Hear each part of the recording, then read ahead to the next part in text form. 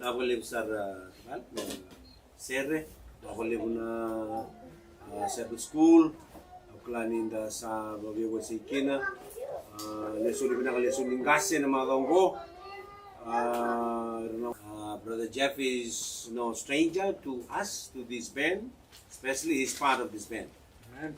So we thank him for availing himself again today for the sake of God and His truth. Amen? Yes, thank you, Brother Jeff. Kita tu na lang ni Ben. Kita bikin tu ni kuah. This is our third band Sabbath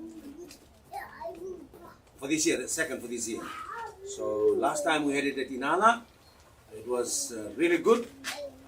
It wasn't cold then, but we are having it here today. Welcome. Bikin tu na matuwal kita sar no tu band. You see, no tu band teman ni band pakitan merah. I think we are the biggest band in the church. Iyo. Sa sinirod kita tu raw, hindi na pa may tumusonggon kita. Next time, nanondo to songgon, maybe we have to look at a bigger place, a venue. Meron to lay songgon kita. That's why our solely for today, that tithe will take it to Uncle Kim, but our solely for today, we are keeping that for our next band Sabbath. And come the next band Sabbath, we are ready to hire a bigger place, a bigger venue. Okay? With those few announcements, I would like to take this time to welcome each and every one. Radinin bulan na nawalip sa. Then, kita ba kiko na matuwalin matamikuha.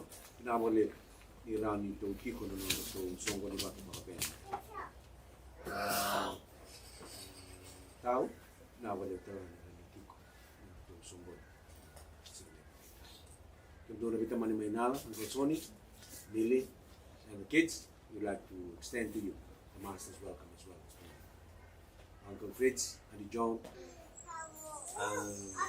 Sani, Pele, Nawalip, hindi ba niyang daw tila nung kumasukal. Tunungon, Lina, Ardona Garbo, Ju, Jaden, pati Leo Alilay. Binawalip sa. Wala sa kimataningon ko, ito ba siya may wag naman na. Mayroon ito may sort. Nawalip sa. Ito mo ito nung ito. Nasa hindi, nung bench na ito, kanan doon nandun ito branch. By the looks of it, yeah. Nasa rin hindi. Kung ni Romani Crute lang mo yan. And that's how we grow churches around. Small groups. Mabili mo na nga nandun ito. Yalito mo Roma ko. O ni Manny. Maybe they'll join us later. Ito, Dinito Masi. Pakina rin Melissa. Mabili mo na nga ni Rani Kidawi Indo. Matangani ko. Mabili na rin Leo. Zach. Mone. Mabili mo na kanila ito may sot. Talaga. Meron ito benser. Good na. Siniwala na ito na nito matubal. Jinesane. Rini. Uleasi. Ito may subsoni. Mabili mo na ito ni Rani na may sot at yung ike. Kita ba ikim doon talpungan. And not forgetting the speaker of Yahweh, man of God, Brother Jeff. We pray that once again God will use you mightily. Not a very good past few weeks for you, but God is still good, amen. God is good. So Thank you once again, Jeff, for availing yourself to speak to us this morning. With those words of welcome, nung to share na matakanin ko, matay nung to share, him nung to wala share ba ito mo number 10, matin tabale, mo ni lewayaw nung bukal, mo ni lewayaw nung bukal. O sunod kaya ito mitutura, kaya ka sa lupun na naman siya nung mo ni lewayaw nung bukal. Mo ni lewayaw. Rotolo. Monilewaya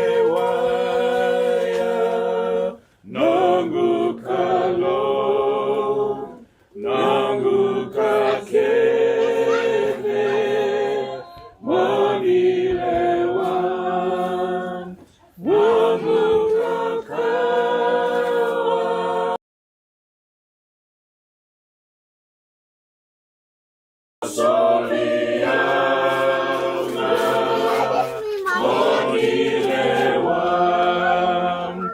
Monilewaya nangu kalo nangu kakele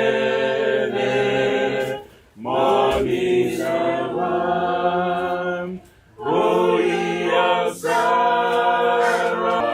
Saratiko Monilewan Monilewaya nangu kalo nangu lakanre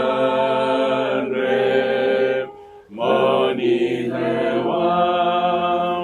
Lewan Asolia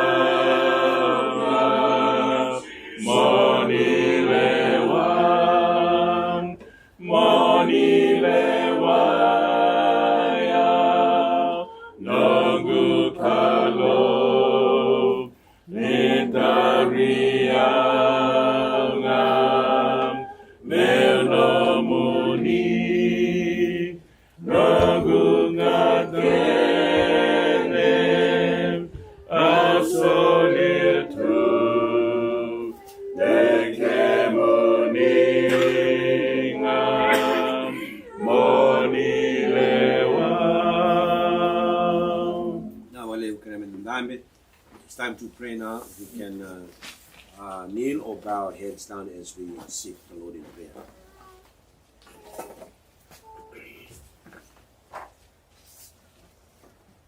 Na kabiki muni nirani kitu misongo niti kuna ichuchu kongo ni kuwa.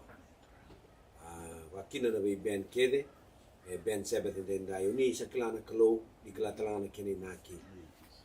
Sama sunga ni ado muni rani may kalo ni songo nungo. Single ni kuwa. So na matubale to senti ko turanga. Nanu mati onon matubale maku kelisa orto nongon mutani kuwa. Sinila se daba kadendai na bonito mati beka se na vendendre koto. Kito sa venanu miti ko na masuk kapag pinipinati weekend ni turang keretiko may ato tunga na muni lewa. Na matakan ni single kadendai na muni dorbo o Jeff para mo na bosa bekito. Ni bang tay ko turang. No muni alo tam. Siya gabi ko indundua. Wiki mamtela nandam binabakarong. No muni alo tam bindola na lo may kito dendai. Merani bibarau taki, merani lutu na muni bosa. Lunati uni sa bosa o tibikima. Binabali mo na bikakere, binabali mo sa nan raki, na bulan na lomani magaw sa otugo, na bulan ng sosong lotu, na muni lotu raramba ibura-bura, berbelu tayo kina, kaya bitambana kede turang, kaya may sabi na numit yung ganamaso, kaya nasingle mo hindi na. Di mo sota turang na nito malumulumo, di mo kota na nito yung wala-walataan. Kaya ito maso ba binabinakatiko, kaya ito na bikakere.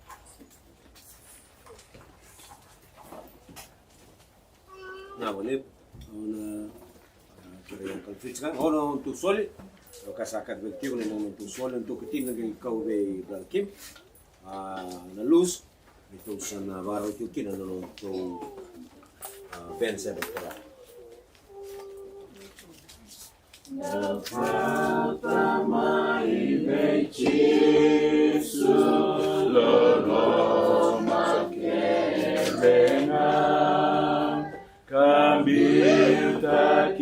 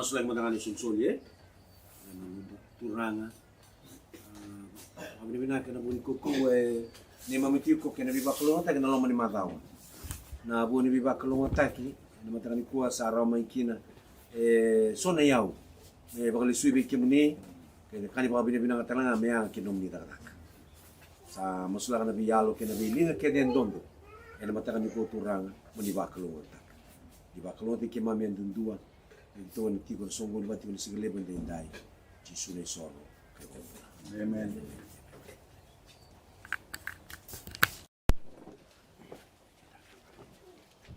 Blessed Sabbath, everyone. God is good all the time. With my Fijian family, I always feel welcome. I love the hospitality. I never feel like a stranger. I always feel like I belong and I'm home. Amen. So glory and praise be to God. Amen. For the impression that He has given on you that you are showing to me as well. Today I'm going to be discussing a very interesting topic, in which is the 3 Beatitudes found in the book of Matthew chapter 5. We're going to be diving and understanding them deeply, and I hope that at the end of the study that each and every single one of us may take something home, but also will be encouraged as well as challenged to be better Christians in our communities, in our homes, as we await for myself and invite God's Spirit to be with me. Please join me as I pray. Heavenly gracious Lord, I thank you for this moment. Amen.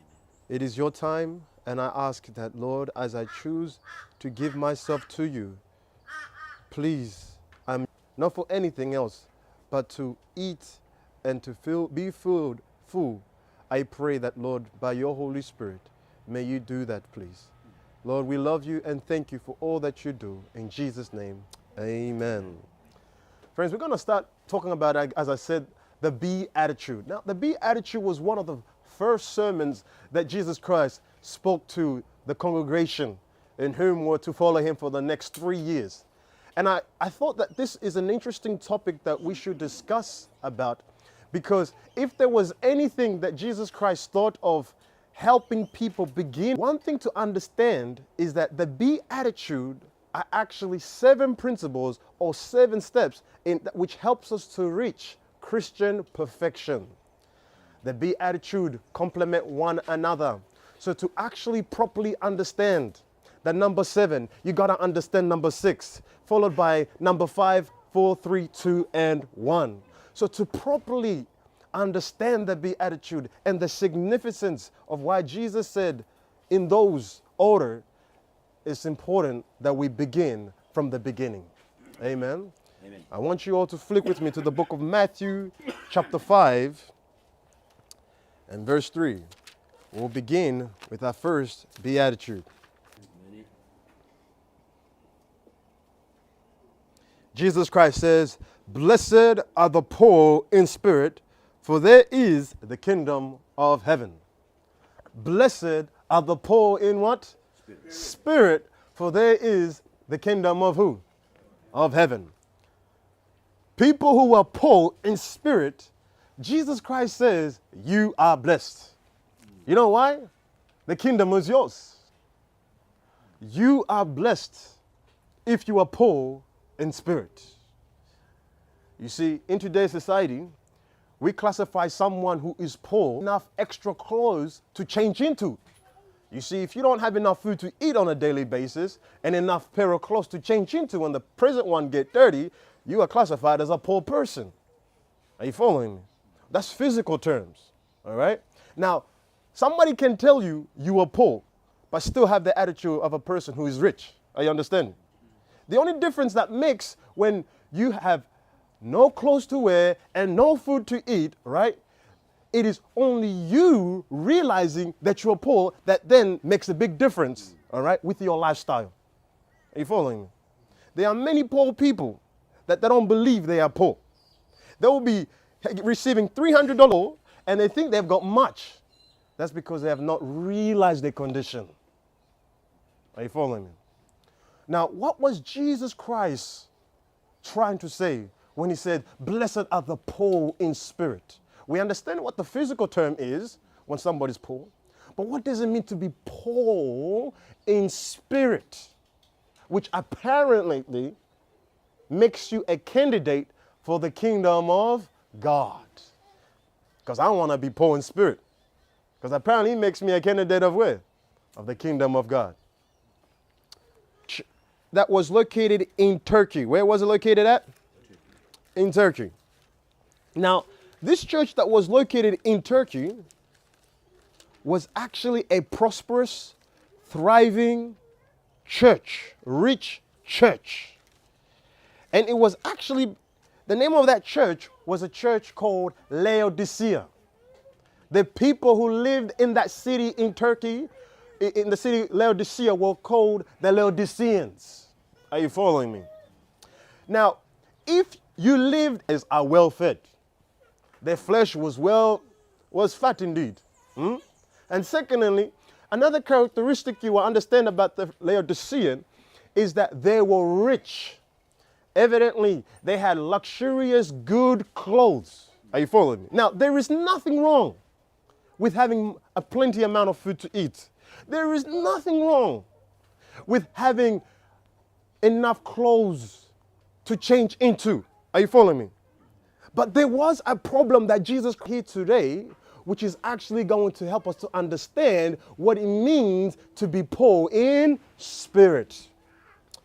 In Revelation chapter 3 and verse 17, Jesus Christ, he's addressing the undecisiveness of the church of Laodicean. They are wavering.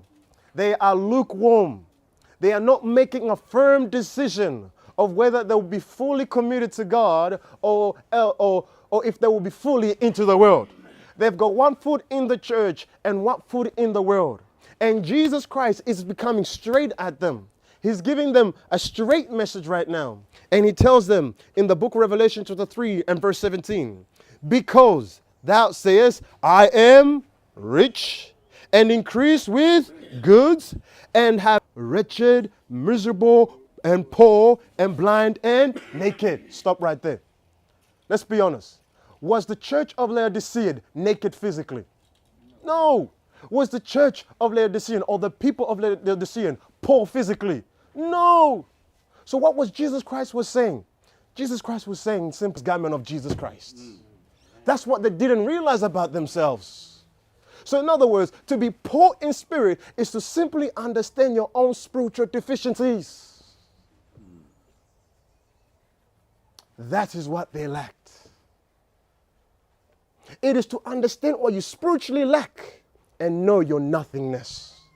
Hence why it is Martin Luther who once said, it is God who has the tendency of creating something out of nothing. That is the reason why God won't create anything in the man who has not yet sensed his nothingness.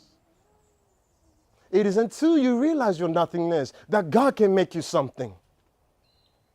You might be considered as somebody, as nobody, but God is the one who gets somebody. Isaiah was chosen to be God's spokesman because he said, woe is me, I'm a man of an unclean lips. I dwell among people, I hang around people, I watch things that make me filthy. Woe is me that God still speaks to me. God, you must change me before I change others. That was the language of Isaiah, and that's what made him a candidate for God to use.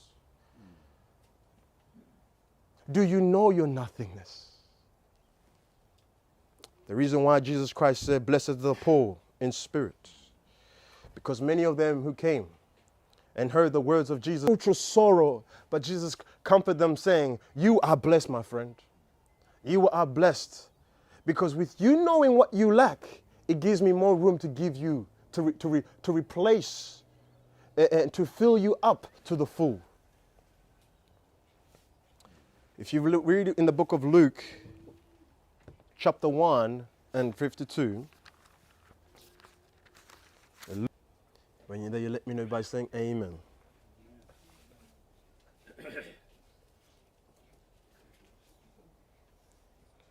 And Jesus says, and the Bible says, he hath put down the mighty from their seats, thrones, and exalted them of low degree.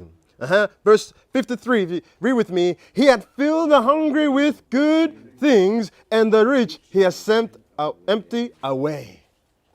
So according to the scripture, many who came to Jesus hungry, they left full, and many who came rich, increased with goods, not feeling their need, they left the presence of Jesus empty as they came. Can we see that? This is Spirit who can help you with all your struggles. Let me go and meet him and let me see what he can do for me. Those people left the presence of Jesus with something else. But those individuals, like the Pharisees, who came to listen to Jesus with the mentality of, what can this uneducated person teach me? Left the presence of Jesus no different than when they came in.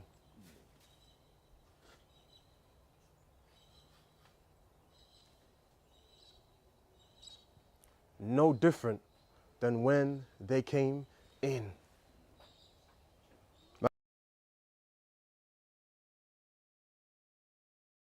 Because it is an understanding that you yourself have something.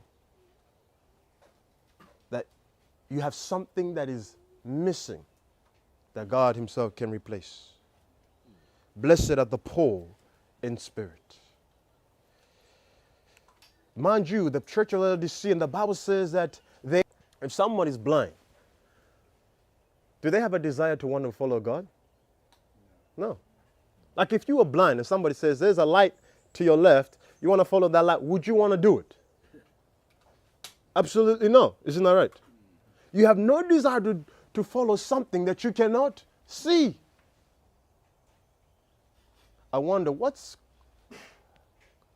making so many people undesiring to follow. Psalms chapter 10.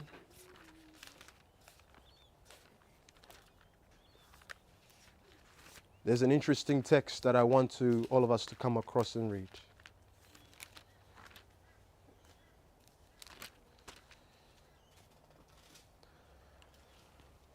Psalm chapter 10 and verse 4.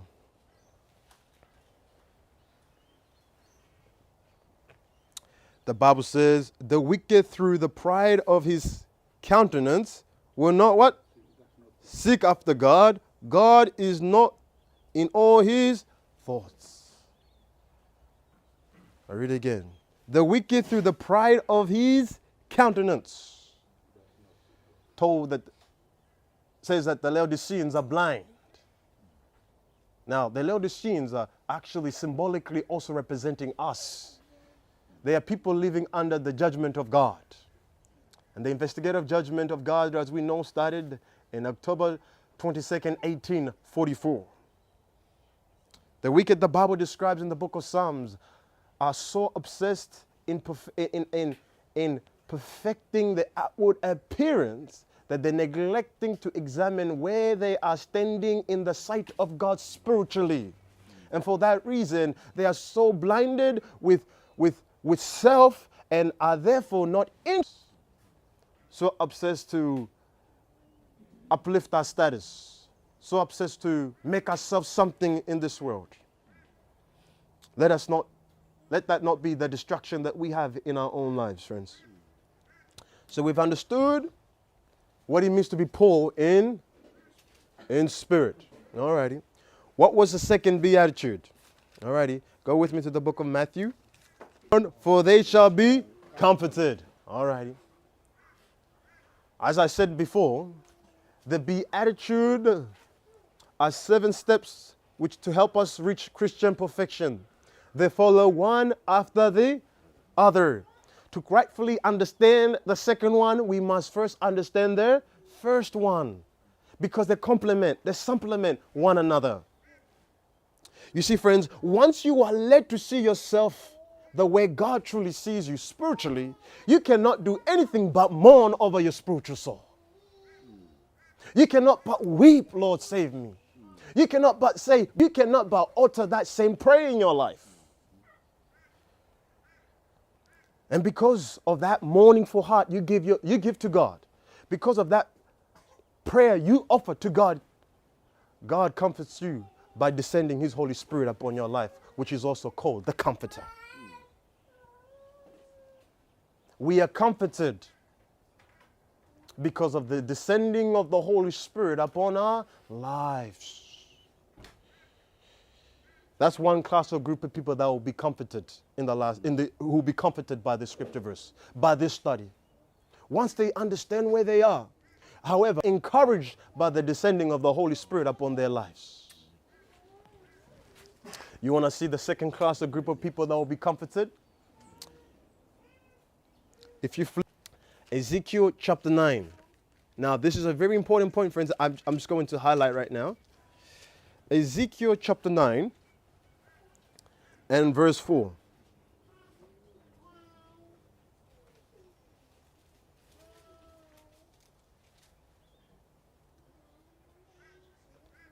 Alrighty? And the Bible says, and the Lord said unto him, now this is a vision of Ezekiel, God revealing to Ezekiel of an angel going and sealing the people in Jerusalem because judgment is about to occur. There's a what? Judgment about to occur. And now consider the people that did not receive the judgment of God. Okay, verse 4 it says, and the Lord said unto him, go through the midst of the city, through the midst of Jerusalem, and set a mark upon the foreheads of the men thereof. Stop there. Ezekiel was shown of an angel going and sealing upon the forehead of what? Of people. Why the forehead? Oh, I'll get there. The forehead, all right, of individuals who specifically cry and sigh of the abomination that's happening in the midst of Jerusalem.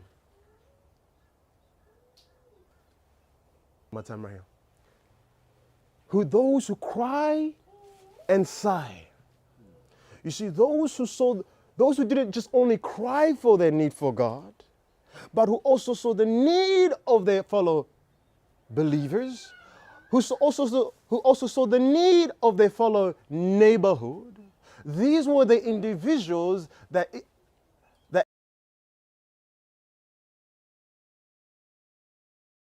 on their forehead. So therefore, from this text, it actually gives us a good insight of those people who actually receive the seal of God on their forehead, as spoken in the book of Revelation, isn't that right? So with a comparison, those who receive the seal of God are also individuals who are praying, weeping, not just for themselves, but also for their churches and families. God, save our people, God. Your time is near, but Lord, we are not where we should be. But God, I pray that you may do something. Those are candidates for the kingdom of God.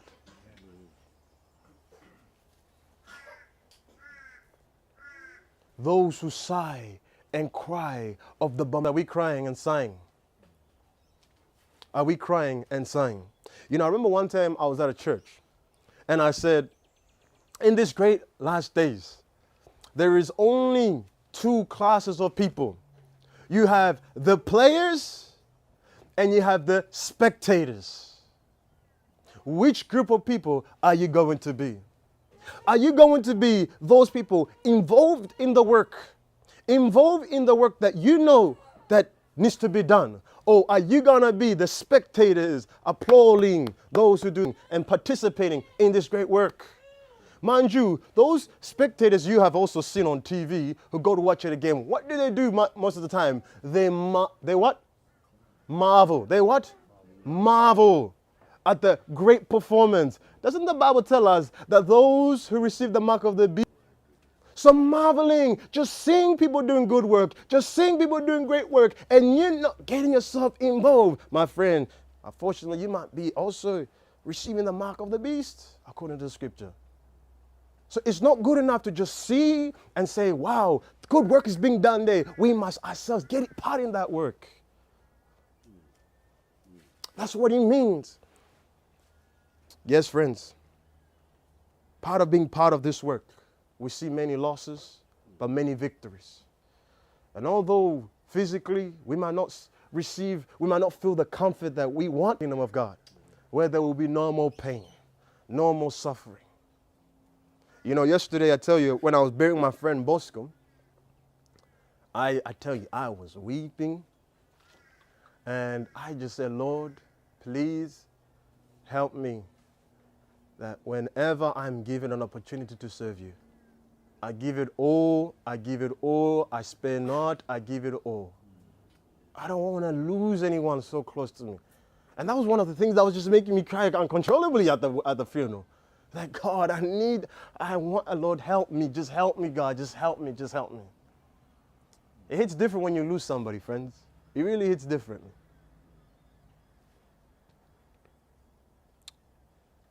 We've looked at the second characteristics. But I would just like to conclude the second characteristic with how can we, therefore, become successful in winning our own families. In winning what? In winning those who we love and those we want to minister to. Psalms 126. It's a very beautiful one. It teaches us how we can actually be successful in helping others find Jesus, whom we love.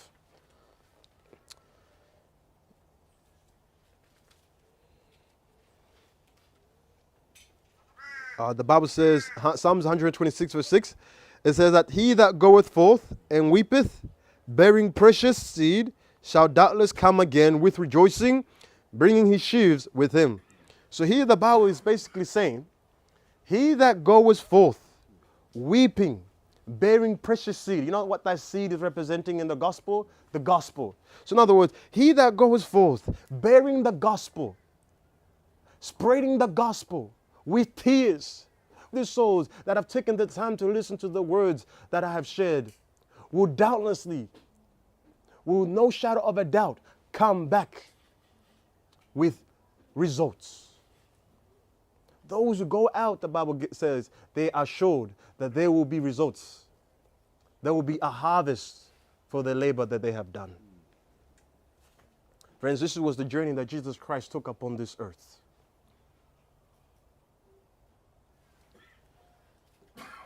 Now we go to our third and last beatitude. Third and last beatitude. Blessed are the, for they shall inherit the earth. By the way, you know this earth will perish, but the Bible gives us a blessed promise of how there will be a new earth and a new heaven in the book of Revelation that will never ever perish. He's specifically referring it to the kingdom, to the New Jerusalem that all of us will be dwelling in. And the third beatitude says, blessed are the meek, for they shall inherit their earth. All right. What about the meek? What about meekness that will help us to inherit, that will make us inherit the kingdom of God? Well, to begin with, I like to say that meekness is not weakness. Meekness is not what? Weakness.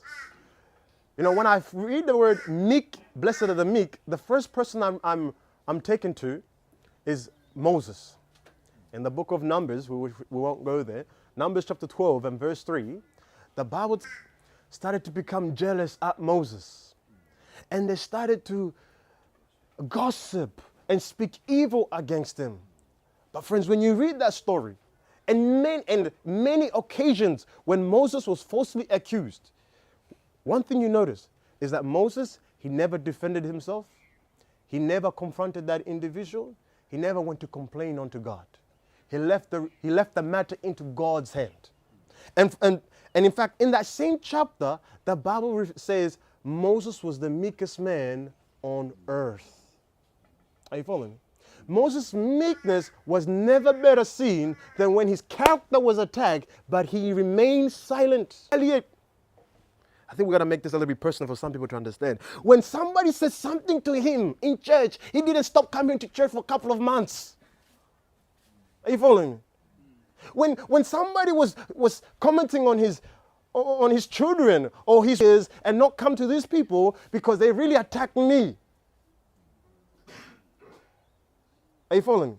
But rather, he stood there and he stood there. And when he even saw the judgment of God pouring upon Miriam, literally, the Bible says that God, he was in a pillar of a cloud. He actually moved his presence. There is no greater sign of God's disapproval than when he removes his presence away from us. He removed his presence, symbolized as a cloud, and then Miriam became a leper. And literally, the Bible says that Moses, he went to God and cried. That's expressing the inward passion in his heart for God to just save his sister. He cried, Lord, save my sister.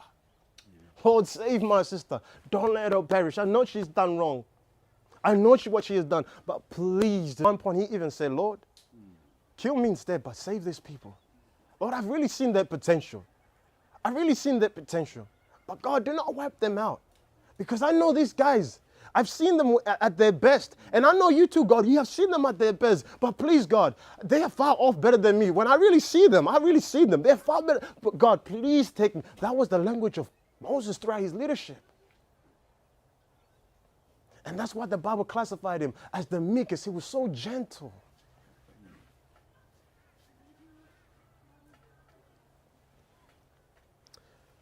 It is Charles Spurgeon who actually once coined this very word. He said this, right? Monks, they are a group of people that go off like literally and there's a guy called Anthony, monk Anthony, Saint Anthony. He went to Egypt, right? And he fasted for 25 years, the history says. 25 years. Are you following? His body to extreme tortures, he would afflict himself. And he did this because he wanted to free his body from all fleshly desires. And monks are known to do this. They will go to the extreme level and they will live in isolated place. The history even goes to say that this guy, St. Anthony, he was so tempted by the devil so much that some nights he would even see the devil come in the shape of a woman to tempt him. That's how history goes to say. And now, this guy, he went to the extreme measure to just try to get closer to God and to just be the holiest person. Spurgeon comes in. He says this: a monk who lives a life like this can never be called a meek person. Meekness is a characteristic proven by your association with others, especially by those who test your temper.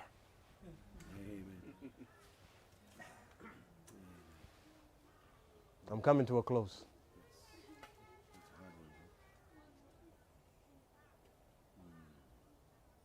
Those who you have not seen, that only is a surprise to you. Oh man, I never knew I react like this in my life. Lord, save me. Should be the language that we should be praying.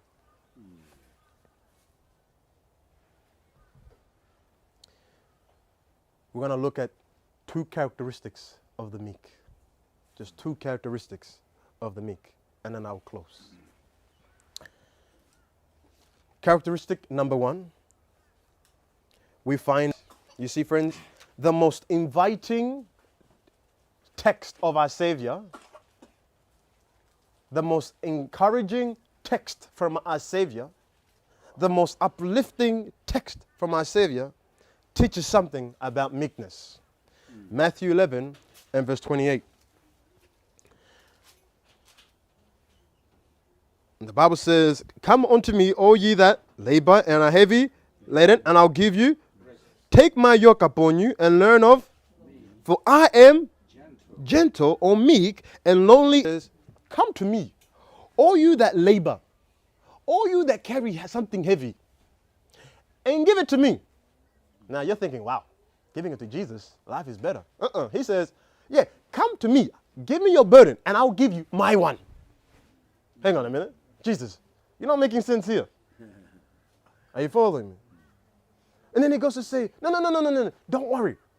What I will give you, I'll be gentle and I'll be meek and lonely, compassionate. So characteristic number one of those who are meek, they are understanding of the infirmities of those who they are leading. They are gentle. Oh, is this what you can bear? Okay, that's okay. That's okay. Is this the right speed for you? That's fair. As long as we are moving, we're gonna keep going. You want to go a little bit slower? That's okay. As long as we are moving, that's the attitude of a meek person. No, that's what Jacob did to Esau. You know, when they were going back, when Esau came back, Esau was like, hey, let's go. Hey, brother. I've got little people with me, little animals. I don't want to go too fast. They become, perhaps just go forward. I will stay with them. So you see, Jacob was a meek person. He was adjusting the speed to what the people could manage. And that's what Jesus does to each and every single one of us when he's leading you and me. He doesn't say, let's go right now to here. No. He says, is this what you can manage? Okay, we'll work with that. We'll take one step at a time. Okay, that's okay. We'll stay here for a bit. I know this topic is challenging. It's okay. We'll stay here. All right, and I'll just arrange events to just help you understand it a bit better. Even if it takes you weeks, months, that's okay. All right, you've got now, all right, let's move forward. That's how Jesus leads us, friends. By the way, if we were to lead our families like that, sure, there'll be a big difference. Sometimes young people, not just young, but people are repulsed, chase them away, not because the things you're telling them is too hard, but you're not trying to understand if they can manage that. Move that step forward. Can you manage this? Oh, that's okay. Learn to understand people. Learn to understand those who you want to win, what they can manage. If they cannot, stop finally close. Go with me to the book of, I believe is Timothy. I believe second. I'll reach there before you.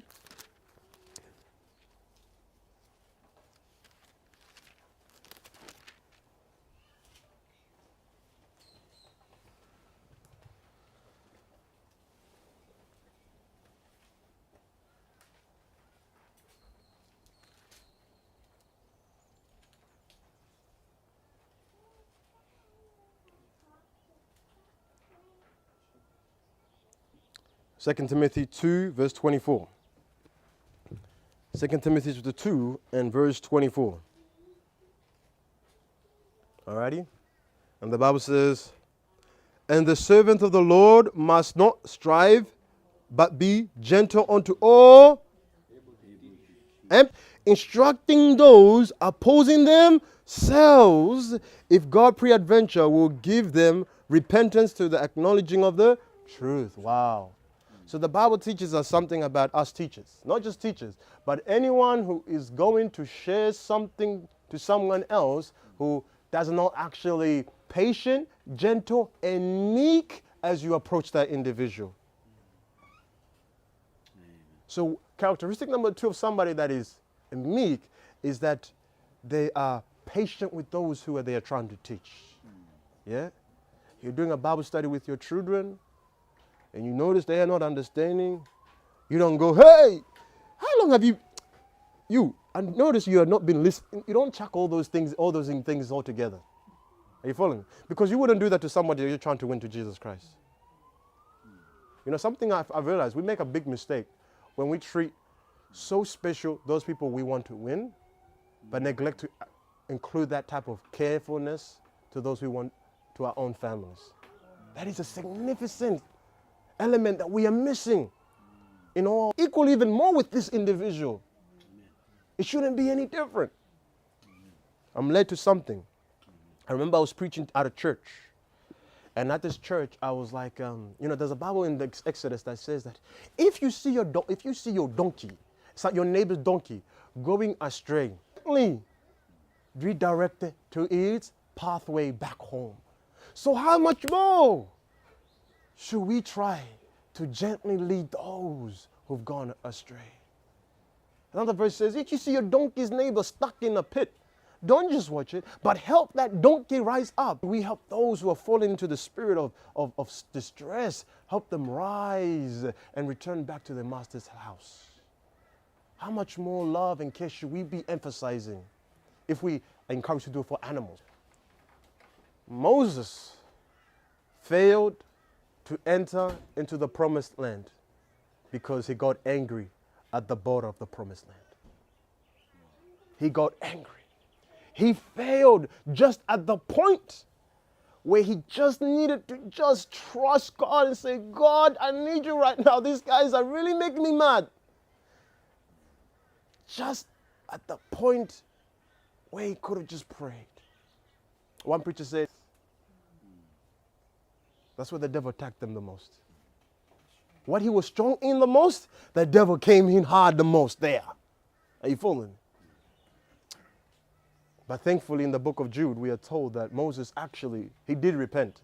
Hence why Satan was fighting over the body. Jesus and Satan were fighting over the body of Moses.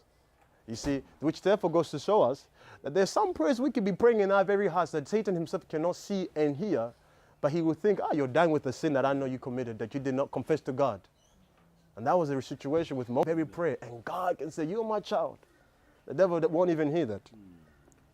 And one preacher said that Alexandra conquered the world with the sword, but the Christian conquers the heavenly city with the weapon of kindness and meekness. Amen. May that be your prayer in Jesus' name. Amen. Amen. Amen, brother. Thank you. Good, brother Jeff. Amen. Oh. Beautiful. Simple, beautiful, sharp, pointy, troubling. Yes, that's good. That's good. Thank you, and praise the Lord. Not only the church, but everyone needs you. The devil is not happy. Don't worry about it. He's never been happy. Yeah. He'll never be happy. He'll never be happy. For as long as preachers like you do a good job like this, it'll make him more mad. Let him be mad. Yeah. Thank you. Thank you very much. Nondo to sere me tinikin nondo to sunggon. Sorry, hymn number.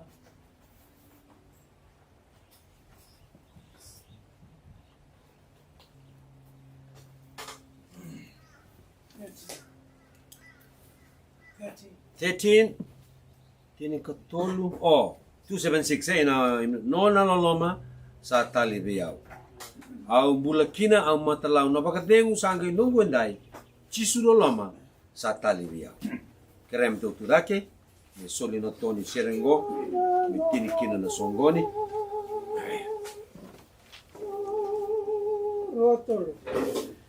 Nona loloma sa talibiyaw.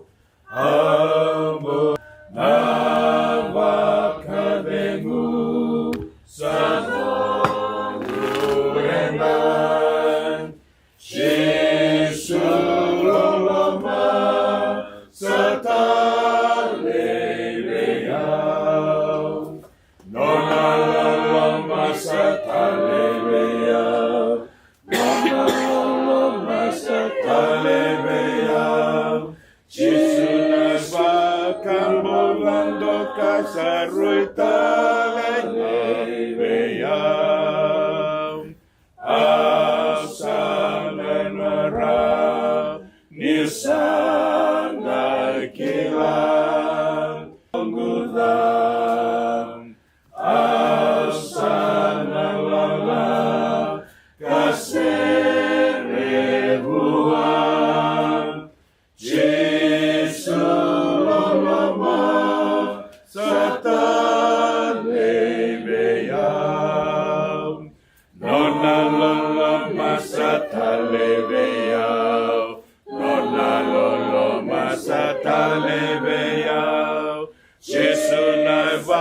vakambulando kasaruitale leveam sana ena visinga nitaria namangumula mesawa karam Jesu loloma sata kalevea nona loloma sakalevea Jesu na vakambulando kasaruitale. Let us pray. Father God in heaven, we thank you for your word. Amen. We thank you for descending upon this place, Father, Amen. giving us the assurance, the hope in Jesus Christ. Help us, O Lord, to grasp it. Amen. And I pray that you may give us the strength, O Lord, to be in meditation in Jesus' name. Amen.